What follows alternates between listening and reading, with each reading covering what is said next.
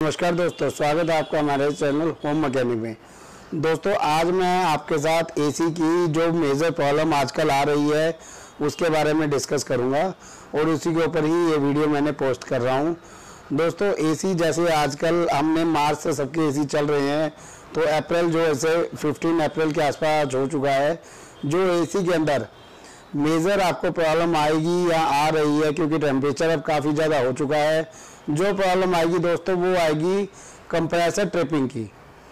Compressor बार बार trip होता है, बार बार चलता है, बार बार ट्रिप होता है, बार बार चलता है, जिससे एक तो बार बार जब ट्रिप हो जाता है वो तो कमरे में गर्मी हो जाती है।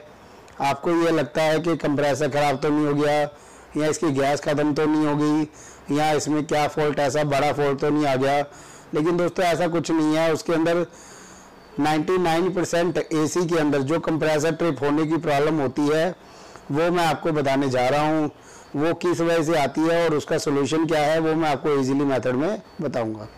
दोस्तों जो कंप्रेसर होता है वो जब चलता है तो उसकी जो गैस होती है वो पीछे वाली जो जाली होती है, जिसको हम कंडेंसर भी कहते हैं। एक कंडेंसर, एक कुछ लोग जो कैपेसिटर एसी का चलाने वाला होता है उसको भी कंडेंसर समझते हैं, मैं उसकी बात नहीं कर रहा हूँ।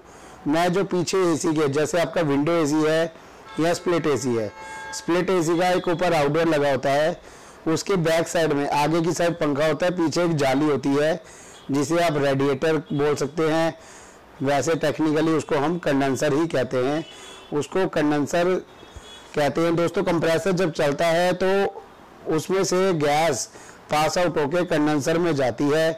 कंडेंसर में वो गैस सर्कुलेशन करके ठंडी होती है और लिक्विड फॉर्म में बनके इंडोर यूनिट में या कूलिंग कॉइल में, विंडो एसी है तो कूलिंग कॉइल में जाती है, स्प्लिट एसी है तो इंडोर यूनिट में जाती है।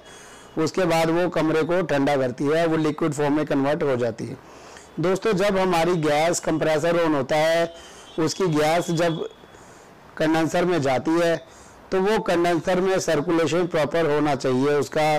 अगर वहाँ पे रुकावट आती है एयर फ्लो पास आउट होने में, मान लीजिए आपके घर में विंडो एसी लगा हुआ है, उसके आगे फैन चल रहा है, फैन उसके ऊपर से कंडेंसर के ऊपर से हवा फेंकता है जो बाहर पीछे निकलती है।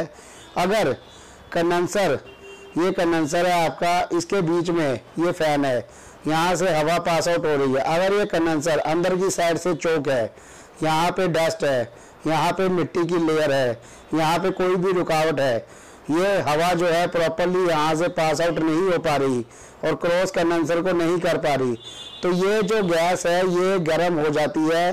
गर्म होने के बाद यहाँ पे प्रेशर गैस का बढ़ता है, जिसकी वजह से कंप्रेसर पे लोड बढ़ता है और कंप्रेसर हीटअप होके ट्रिप हो जाता है।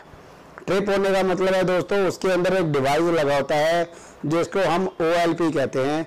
OLP का मतलब होता है ओवरलोड प्रोटेक्शन। ओवरलोड प्रोटेक्शन मतलब कोई भी कंप्रेसर के ऊपर ओवरलोड आता है तो वो OLP ट्रिप हो जाता है, ओवरलोड ट्रिप कर जाता है, जिससे कि कंप्रेसर फूकता नहीं है। कंप्रेसर कुछ टाइम के लिए ट्रिप कर जाता है, 10 से 15 मिनट के लिए कंप्रेसर ट्रिप कर जाता है। ये होता है कंप्रेसर ट्रिप होना। कंप्रेसर ट्रिप होता है, ये ट्रिप होता है कंप्रेसर। इसका मैं आपको कैसे पता लगेगा कि आपको कंप्रेसर ट्रिप हो रहा है, आपको प्रॉपर कूलिंग नहीं मिल रही है और आपकी गैस पूरी है, ये मैं आपको दोस्तों इस वीडियो में बता रहा हूँ। आपने एसी सपोज कीजिए ऑन कीजिए आपने घर का, आपके कमरे में विंडो है, स्प्लिट है, उससे कोई मैटर नहीं है, दोनों के फंक्शन सेम होते हैं। कंप्रेसर 2 मिनट के बाद स्टार्ट हुआ, कंप्रेसर स्टार्ट होने के बाद कमरे के अंदर कूलिंग आ रही है, कमरा ठंडा भी हो रहा है, लेकिन 10, 15, 20 मिनट के बाद आपको सडनली लगता है कि जो ठंडी हवा थी वो गर्म फेंकना शुरू कर दिया एसी ने, कूलिंग होनी बंद हो चुकी है। वो कंडीशन होती है दोस्तों कंप्रेसर ट्रिप होना।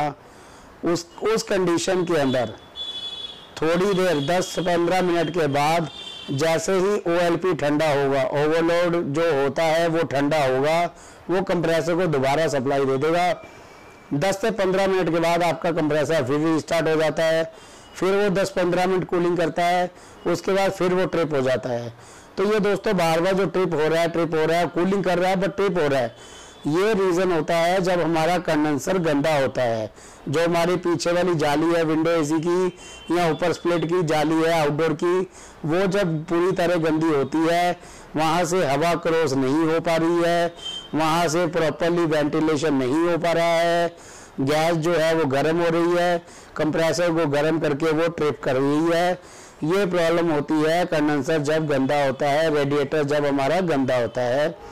इसका दोस्तों क्या सोल्यूशन है, क्या आप इसमें इमीडिएट कर सकते हैं। सपोज कीजिए आपको ये प्रॉब्लम दिख रही है, बार बार ये प्रॉब्लम आपके सामने आ रही है।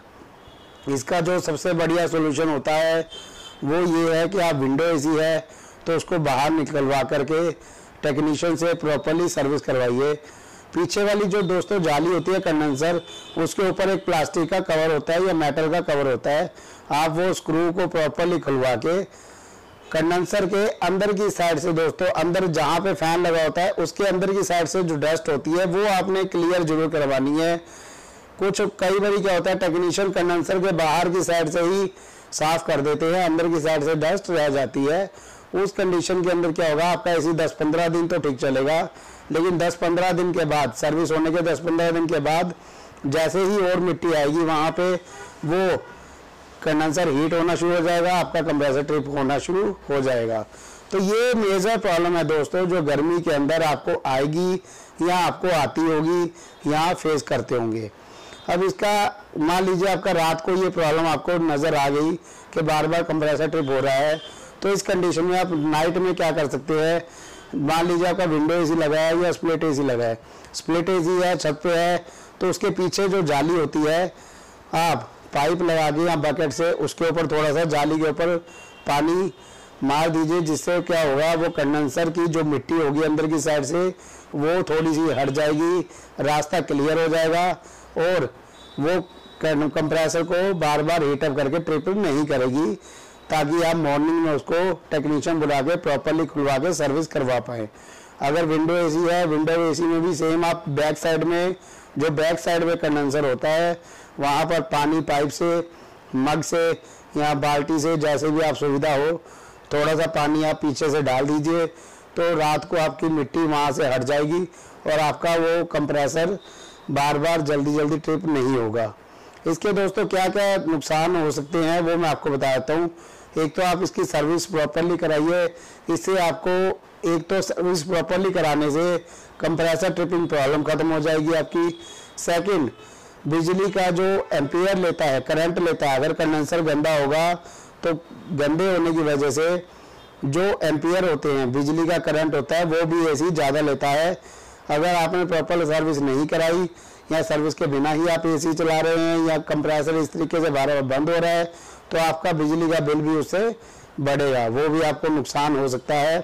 तीसरा दोस्तों, इसके अंदर बार बार कंप्रेसर हीटअप होने से कंप्रेसर की वाइंडिंग भी वीक होती है, कभी बहुत ज़्यादा हीटअप होने से, बहुत टाइम ऐसे ट्रिप करने से कंप्रेसर बर्नट भी हो सकता है। चौथा दोस्तों, इसके अंदर जो इलेक्ट्रिक वायरिंग होती है वो भी लोड पे आती हैं, उसमें भी हीटअप होती है, कंप्रेसर हीट होता है तो वायरिंग भी हीट होती है, वो भी शॉर्ट हो सकती है।